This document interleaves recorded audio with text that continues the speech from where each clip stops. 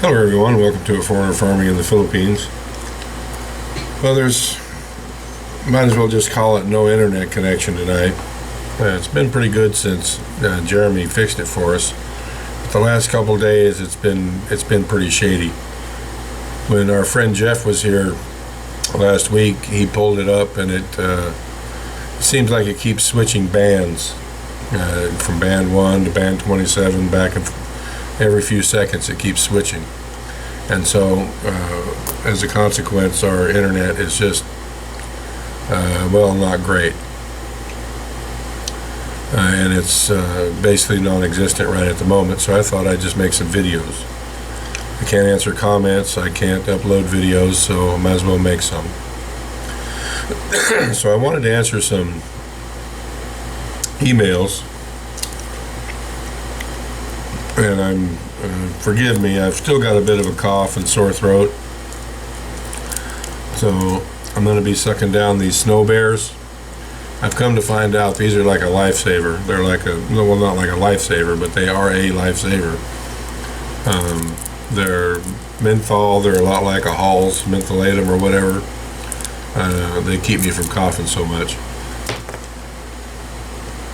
and they soothe my sore throat a bit.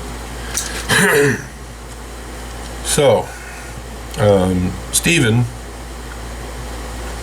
and he expressly put in his video he didn't want a shout out, but I'm going to give you one anyway. It's family farming in the Philippines. He had a couple questions. I guess he's got some pigs. Stephen, you weren't quite specific enough in your email. It would be helpful if I knew what the pigs were for.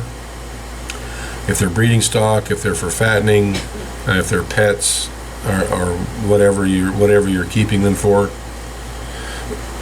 Excuse me. He had some questions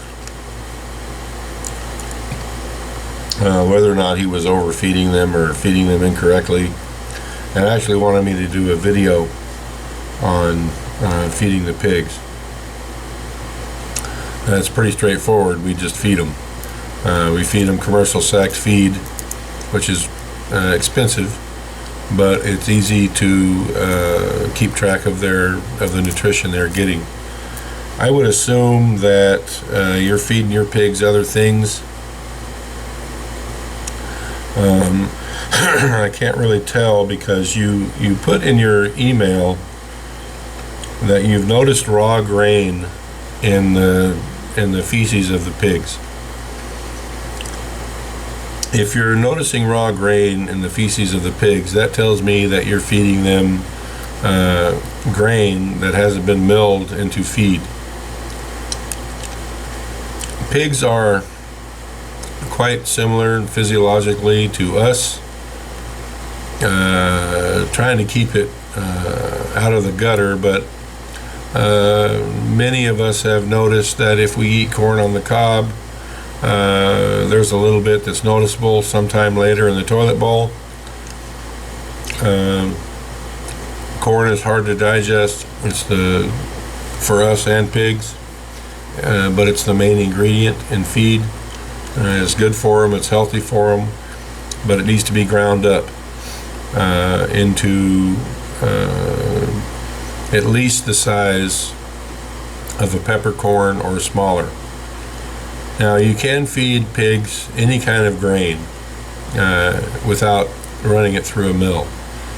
I would suggest running it through a mill in the first place, but if you can't, as with an example of corn or wheat or whatever, you can soak it in water overnight, 48 hours. My dad would feed the pigs whole corn, but he would soak it for 3 or 4 days, just until it started to ferment pretty good. There was a little bit of a foam on the top, but it softened it up a great deal. He didn't cook it, he just basically let it rot in the water and then fed it to the pigs, and that worked reasonably well. So if you can't find if you're feeding them grains and you can't find a feed mill to run it through, just soak it, and that will help quite a bit. It'll help fill their bellies up. It'll make it easier for them to digest. It'll be better all around. Having said that, the best way to go is just commercial sacked feed, and there's feeding guidelines on the bags for the pigs. My general rule of thumb is you knock about 10% of that off, sometimes even 20%, right off the top, because feed companies are in the business of selling feed, so they're always going to tell you to feed a little bit more than what is necessary. Swine is the name, is the proper name, but we call them pigs, we call them hogs, and we will also use those names to refer to people that eat too much, or are eating too much at one setting. You're being a pig, because pigs will eat and eat and eat and eat just as much as you feed them. And you did say in your email that you were feeding them, and after you were feeding them all they could eat, and then after a while, when they cleaned everything up, you would feed them again. In my experience, you're way overfeeding your pigs, and if they're really fat, then that's your first clue. Their nutritional requirements are different. If you're keeping them for gilts to raise up to be sows, if they're shoats, and if they're males that have been castrated, if they're males that have been castrated and they're raised for fattening, or females that are going to be slaughtered, not saved for breeding stock, feed them quite a bit, commercial feed, something that they could clean up in 10 minutes. That would be a good rule of thumb, or just what it says on the bag. Lactating sows have a different feed requirement. Sows that are bred have a different feeding requirement. It's not a simple thing, but it's not incredibly complicated either. I'll do a video as well on how we feed them. The hard part is and you also didn't state the breed of pigs. If they're native pigs, they can and will do okay on just about anything you feed them. But if you're seeing grain in the feces, it needs to be milled or soaked. If they're fat, you need to feed them considerably less. And the nutritional requirements are different for the purpose of the pigs. So maybe if you want to shoot me another email and give me a few details on what the pigs are for. I can say that our bred sows get 1.5 kilos. It's a little over 3 pounds of feed every day. The boars get the same. The sows that have piglets get up to 5 kilos a day. Some even a little bit more. It's kind of based on litter size, how much they're being pulled down. If they've got 12, 13, 14 piglets, you really can't feed them too much, other than it getting in the bedding and getting wasted. It's a big load on a sow with that many piglets. It's just sucking the life out of them. So we feed ours, if they've got that big of a litter, basically all they can eat, like you're feeding yours. But there's a purpose for that, and usually they still lose weight, even feeding them all that feed. They're creating little bodies, and those little bodies are growing, and they're always hungry. So they're lactating nutrients and body weight away. I don't know what else I can cover on that. I hope I've covered it well enough. Frank wanted to know about new varieties of vegetables, what could be introduced in the Philippines. My basic rule of thumb now, from the experimentation that I've done and the results, is that first, if you can't buy the seeds in the Philippines, don't raise it, because it'll be more trouble than it's worth. Not to say that you can't make it happen, but it'll require a lot of special care, and everybody's soil is different. Climates are a little bit different within the Philippines, and insects are a little bit different. That being said,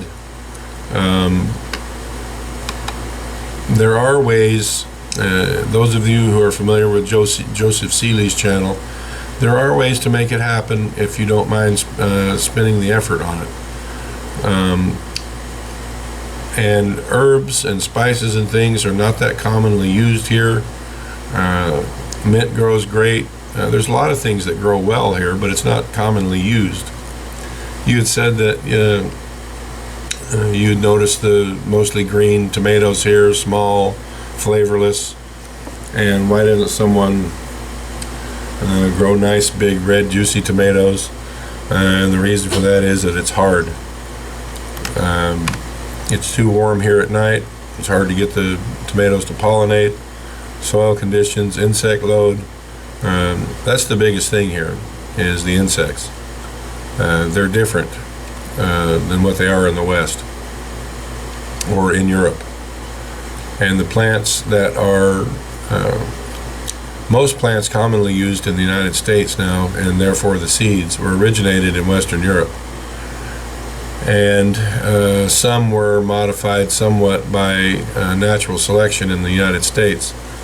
A lot of heirloom varieties were changed around a bit, but they were grown and evolved in, even though it was a much different climate zones in the United States, the insects were fairly common place to place, state to state. But here they seem to have no resistance whatever to the insects that are around here. So I would say that, and there's a lot of seeds that you can get here, but introducing Western seeds here is a battle to try to get anything successful out of it. And you'd also asked if getting a tractor and renting it out would be practical, and the answer to that is no. We rented the municipal tractor for 1,000 pesos an hour, and we paid for fuel.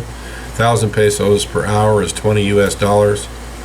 A Kubota tractor here costs the same as a Kubota tractor anywhere else. So you've got $100,000 US piece of equipment that you're working. You're working it pretty hard. It's going to break down.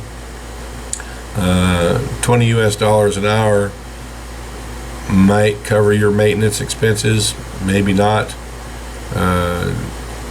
One punctured rear tire, and you worked all week for nothing. And as a case in point, the municipality here has 2 tractors, identical, bought at the same time with the same equipment. And it's not that they have so much to do, it's just that they bought 2 because the logistics of getting one repaired here, it can take months and months and months to get a hydraulic pump or a ram or a tire, a new rim, a new injector, a new fuel pump, a new fuel filter. So they bought 2 of those tractors so that one hopefully would always be ready to go. And even then, it was a good plan, but it hasn't always worked out the best. So 20 US, I mean, and that's your competition, the municipality. So $20 US an hour. I think you probably break even on your maintenance. I've driven tractors a lot of hours, and I wouldn't want to be doing it for free, other than to help out a friend or something like that. So I don't see that being a profitable business in any way, shape, or form, especially when you could consider in that if you're roading that tractor, you're really going to wear out the tires on it. And if you're not, then you'd have the additional expense of a trailer and a truck that'll haul it. So there's a reason that tractors are $75 to $100, $150 an hour in the United States, plus fuel, plus operator. And the reason for that is that people like to make money in whatever they're doing, and $20 an hour isn't going to get it, and that's what you could expect to get from a tractor here. Jeannie wanted to know if ever on my wanderings around, if I was worried about being snake bit. And the short answer to that is yes. There are cobras around here, and even though I'm a big guy and the venom would have plenty of body mass to disperse in, if I got a good injection of venom, I would probably be dead before I got to a hospital that had anti-venom. So it is a concern. Someone else also asked, why don't I point the camera up when I'm walking around instead of kind of pointing it down at an angle? And the reason for that is that I make it a point to watch where I'm walking. Stepping on a cobra would hurt its feelings enough probably to where it'd bite you. And I really don't want to get bit by a cobra, so that's why I kind of angle the camera down a little bit when I'm doing walks around the piggery, anything else that I'm doing. And usually I can often be filming something that's on the ground, and so it's going to be down anyway because I'm 6 feet tall and I hold the camera right here when I'm doing videos. So I like to watch where I'm walking so I don't step on a snake. And it doesn't keep me housebound or anything like that, but it's something that I'm aware of. Also wanted to know if Petunia was ever going to be bacon, or the answer to that is no. The sows that we have here are kept for breeding. They're here to make more little piglets. So they're not going to be raised up and fattened and then sold. Their offspring will be, a great many of them, but none of the sows that we have, and we have several that haven't had litters yet because there are gilts that are coming up. So we have no we have no experience on the kind of mothers that they're going to be. If they're good mothers and they have anything like a decent litter size, then they'll be kept. Sows that can't be bred or that are, for whatever reason, not tame enough to handle, then those will be disposed of. We culled 5 sows several months ago, just for those reasons. Jeannie also wanted to know why didn't she ever see stoves here? We've got a stove, and Marcel uses it on her channel. Tata and Jean, I'm pronouncing her name right now, Tata and Jean, because it's short for Gina. They have our old cook stove. It's a 2-burner gas stove. They're not in the homes here in the province. You go down and buy a bottle of gas and hook your stove to it. So to answer your question about are there gas lines, I would assume in large cities that there are, but nowhere around here that I know of are there gas lines. In Taliban, yes, but not out in the province. He also wanted to know how you could send toys to the kids around here. And I'll ask you this, if I could reply to your email, I would, but I don't want to put it off because I might forget. So I'll just ask you. If you would like, I can get the contact information for the Foursquare Gospel Church and Pastor Timio. And if you would like to send something to that church, I can give you his contact information. There's over 100 children that regularly attend that church. Any toys that you send would be very gratefully appreciated. I'm not comfortable being the middleman, and I won't take a video of the toys being passed out. I'm leery now about videotaping children in general in the Philippines, and especially videotaping them when I've had anything to do with any gifts that they've received. If you'd like Pastor Timio's information at the church, I'll be more than happy to provide it for you. And you can deal directly with Pastor Tim. You would just have to take Pastor Tim's word for it that the toys were passed out in the manner in which you prescribed. If Pastor Timio wants to take some photos or a video, that's entirely up to him. But I won't be the middleman, and I won't be taking any videos. So if you would like me to do that for you, Jeannie, more than happy to do it. Yeah, I'm going to do a little add-on on this video. I'll splice it in right before the ending. I just swallowed my lotions. Hate it when that happens. Marcel is here, and she was listening to the video that I just made, or this video. And she suggested that because there are many other people with YouTube channels who are passing out toys to these kids at the Foursquare Gospel Church, that those kids have plenty.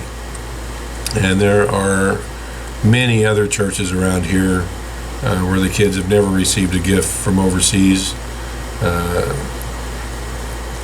A blessing's a blessing, but a rare blessing is more. So I don't know what, if you're a faithful person, Jeannie, or what, and if you are, what denomination you are. There's Catholic churches all around here. There's Jehovah's Witness. There's other Baptist churches. If you have a preference, let me know, and I'll try to get some contact information from one of those churches for you, if that's something that's agreeable to you.